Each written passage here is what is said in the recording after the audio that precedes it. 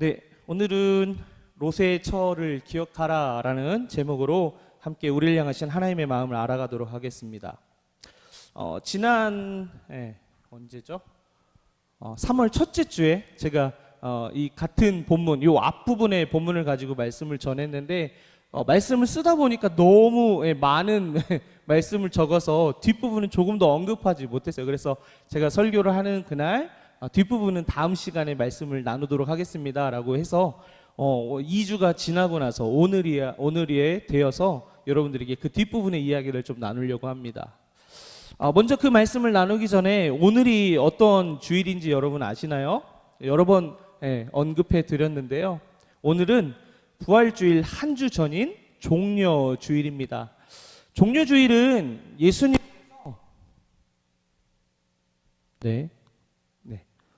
네, 괜찮죠? 방송실? 네, 감사합니다. 종려주일은 예수님께서 십자가 죽음을 위해 예루살렘에 입성하신 날을 기념하는 절기입니다. 예수님께서 나귀를 타시고 예루살렘에 입성하실 때에 많은 사람들이 무엇을 가지고 흔들었냐면요, 종려나무 가지를 흔들었어요.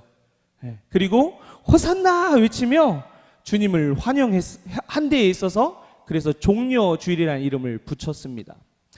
요한복음 12장 13절을 보면 예수님을 환대하는 사람들이 예수님을 어떻게 생각하고 있었는지를 알 수 있습니다. 제가 그 말씀 한번 읽어드릴게요.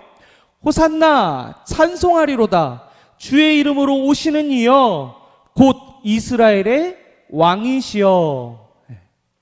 종려나무 가지를 흔들며 예수님을 환대했던 그 사람들의 이유는 그들이 그토록 바라던 기다리던 민족의 해방을 가져다 줄 혁명가 왕이라고 생각했기 때문입니다.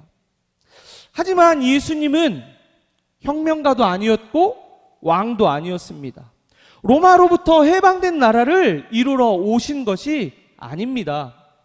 십자가에서 죽으심으로 우리의 죄의 문제를 해결하시고 하나님과의 깨어진 관계를 회복시키시려고 우리를 하나님의 백성 되게 하는 하나님 나라를 이루러 이 땅 가운데 오신 것입니다. 하나님 나라는 예수님의 십자가의 죽으심으로 우리에게 임하였습니다. 그래서 그 나라는 다른 곳에 있는 것이 아니라 지난주에 함께 읽었던 21절의 말씀과 같이 다른 곳에 있는 것이 아니라 바로 우리 안에, 너희 안에, 여기 있는 모든 사람들의 마음 가운데 있는 것입니다. 지난번에 하나님 나라에 대해서 제가 설명드렸어요. 그 정의를 여러분 기억하고 계신지 모르겠습니다. 그래서 다시 한번 하나님 나라가 어떤 나라인지 설명해 드리겠습니다. 하나님의 나라는 하나님이 다스리시는 나라입니다. 하나님이 통치하시는 나라입니다. 곧 하나님이 왕이신 나라, 주인이신 나라입니다. 이 나라는 예수님께서 십자가에서 죽으시면서 임한 나라이고 현존하는 하나님의 나라입니다. 현재성을 가지고 있는 하나님의 나라입니다. 대부분 우리는 하나님 나라 천국은 죽어서 간다라고 생각합니다. 하지만 하나님의 나라는 죽어서 가는 나라가 아니라 지금 우리가 누리며 살아야 할 하나님의 풍성하신 사랑이 가득한 그 나라입니다. 이 나라는 내 삶의 주인으로 하나님을 모실 때 살게 되는 것입니다. 하나님이 나의 삶의 주인이라고 고백할 때 그분의 담없는 그 풍성함을 누리게 되는 것입니다. 나를 향해서 베푸신 그 은혜가 무엇인지 알고 그것이 경험되어져서 우리는 하나님을 나의 주라고 고백하게 되는 것입니다. 그 사실과 그 경험이 우리의 믿음이 되고 그 믿음의 고백이 하나님을 나의 주인이라고 고백하게 되는 것입니다. 그렇게 되어질 때 하나님의 나라는 나의 나라가 되고 나의 안에 있게 되는 것입니다. 오늘 본문의 말씀에 27절로 29절까지의 말씀을 보면 노아와 롯의 때에 사람들이 어떻게 살았는지를 볼 수 있습니다. 그들은 먹었습니다. 마셨습니다. 그리고 장가 들었고 시집 갔고 사고 팔고 심고 집을 짓는 삶을 살았습니다. 우리의 삶을 한번 돌아보십시오. 여기서 나열하고 있는 그 노아의 때와 롯의 때의 사람들이 살아가는 모습과 우리가 살아가는 모습이 다르지 않음을 여러분 잘 알고 계시죠? 네, 다르지 않습니다. 우리 그렇게 살아갑니다. 그런데 그렇게 살아가는 사람들에게 어떤 결말이 있는지, 어떤 끝이 있는지 성경은, 특별히 오늘 이 본문의 말씀은 예수님께서 말씀하신 것입니다. 그 끝은 어떻게 되었을까요?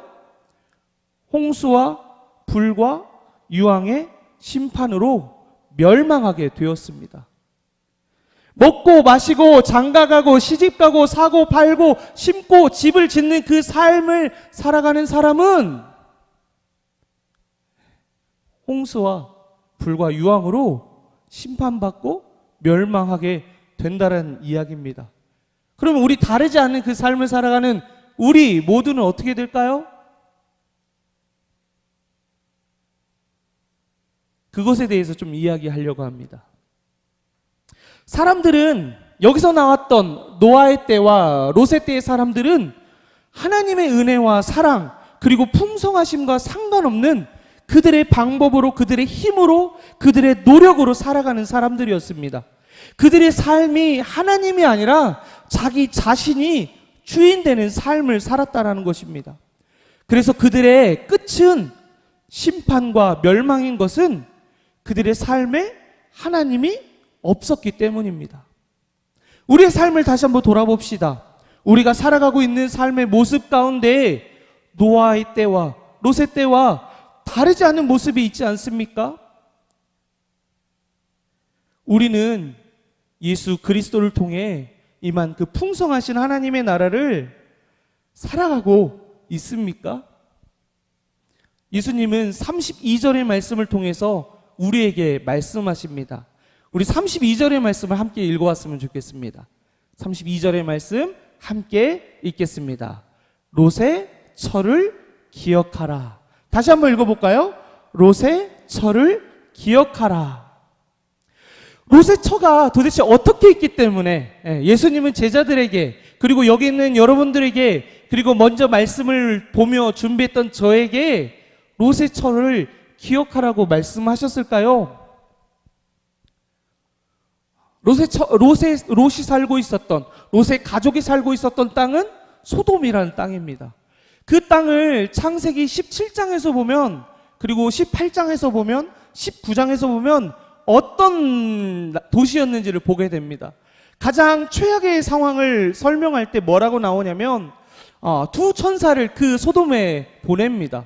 롯이 그 두 천사를 만나게 되죠. 그리고 그 롯을 자기 집에 초대해서 식사를 대접하려고 합니다. 그런데 그 이방 사람들이 들어온 것을 보고 그 소돔에 살고 있는 사람들이 그 집으로 찾아갑니다. 왜 찾아왔냐면요, 그들과 관계하기 위해서요. 관계라는 표현을 썼어요. 어떤 표현인지 여러분 잘 아시죠? 그 집에 찾아온 그 둘과 온 마을에 있는 남자들이 함께 관계하려고 왔다라는 거예요. 그만큼 소돔의 땅이 악하고 악한 땅이었습니다. 그래서 하나님은 그 땅을 그냥 둘 수가 없었습니다. 그래서 그 땅을 심판할 수밖에 없었습니다.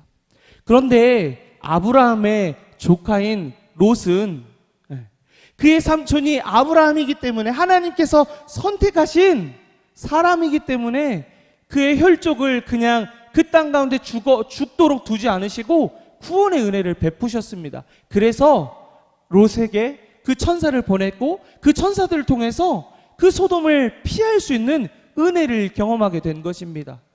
그래서 바쁘게 나와야 했지만 결코 나가는 그 길 가운데 뒤를 돌아보지 말라고 이야기했지만 롯의 처는 어떻게 했을까요?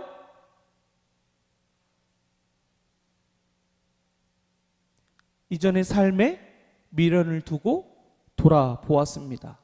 그래서 그녀는 결국 소금 기둥이 되었습니다. 하나님이 초청하신 그 나라로 달려가면 살 것인데, 이전의 삶의 방식을 두고 떠나면 살 것인데, 하나님을 믿는 삶, 하나님이 주인이 되시는 그 나라를 향해 달려나가면 살게 될 텐데 그러지 않았습니다. 하나님 나라의 그 풍성한 삶을 경험하지도 못한 채 이전의 삶으로 돌이켜서 그녀는 죽게 되었습니다. 여러분, 세상은, 마귀는, 사탄은 우리를 미혹하는 존재들입니다. 우리를 날마다 유혹하고 우리를 넘어지게 합니다. 그들은 뭐라고 말하냐면요, 우리가 무엇하며 살지 않고서는 아무것도 얻을 수 없다라고 이야기합니다. 열심히 살아야 한다고 얘기합니다. 돈이 있어야 행복하다고 얘기하고, 많이 배워야 행복하다고 얘기하고, 높은 자리에 올라가야 행복하다고 이야기합니다. 그것만이 아니라 하나님을 믿는 것에서도 이렇게 우리를 속입니다. 뭐라고 얘기하냐면요, 열심히 예배하고, 열심히 기도하고, 열심히 말씀 보고, 열심히 전도하고, 열심히 봉사해야 구원받고 복을 받는다고 말합니다. 그런데 여러분, 결코 우리의 무엇함으로는 그 복을, 그 구원을 받을 수 없습니다. 그 말에 결코 속으면 안 됩니다. 하나님 나라는 그런 나라가 아닙니다. 하나님의 전적인 은혜, 전적인 선물로 우리에게 주어진 것입니다. 하나님께서 우리를 사랑하시기 때문에 우리를 위해서 예수 그리스도를 이 땅에 보내주셨고, 대속의 그 은혜 가운데 십자가에서 죽으셨습니다. 그 속량의 사건 때문에 우리는 더 이상 죄인이 아닙니다. 그리고 우리가 무엇함으로 복을 누리며 더 믿음 좋은 사람으로 되어지는 것이 아닙니다. 이미 십자가의 그 은혜와 사랑으로 우리는 가장 믿음 좋은 사람, 가장 하나님의 복을 누릴 수 있는 사람으로 그 십자가는 완성한 것입니다. 예수님께서 십자가에 달리셔서 마지막으로 하신 말씀이 있습니다. 여러분, 그 말씀이 무엇인지 여러분 아시나요? 예수님 이렇게 말씀하셨습니다. 다 이루었다. 이 말씀은 세상 모든 사람들을 하나님 나라의 백성으로 삼으시려는 하나님의 뜻을 이루는 것입니다. 그러니까 예수님을 믿는 사람들만이 아니라 하나님께서 창조하신 악으로, 죄악으로 물들어 버린, 죄로 인해서 하나님과 관계에 깨어진 그 모든 인류를 향해서, 여기 있는 여러분들만이 아니라 온 세상을 향하여, 온 인류를 향하여 하나님은 그 회복의 은혜를 예수님을 통해서 시작하셨고 십자가의 죽음으로 완성하셨다라는 것입니다. 하나님 나라는 하나님의 풍성함이 있는 나라입니다. 우리는 무엇함이 아니라 아버지가 자녀에게 요청함으로 당연히 받아 누리는 것처럼, 내가 무엇을 구하지 않아도 내가 내 자녀에게 필요한 것이 무엇일까 고민하며 살아가는 아버지의 사랑처럼, 여러분을 향한 하나님의 사랑과 마음은 이미 모든 것을 준비하셨고 주시기를 기다리고 계십니다. 그 나라가 하나님 나라입니다. 예수님께서 이 땅에서 오셔서 오병이어의 사건을 통해서, 그리고 가난한 자, 과부, 고아 이런 사람들을 도우며 병든 사람들을 고치며 그 사건들을 통해서 하나님의 나라가 무엇인지를 우리에게 보여주신 것입니다. 그러면 우리는 먹고 마시고 장가가고 시집가고 심고 집을 짓는 것이 아니라 이 모든 것은 우리에게 이미 준비되어 있는 것입니다.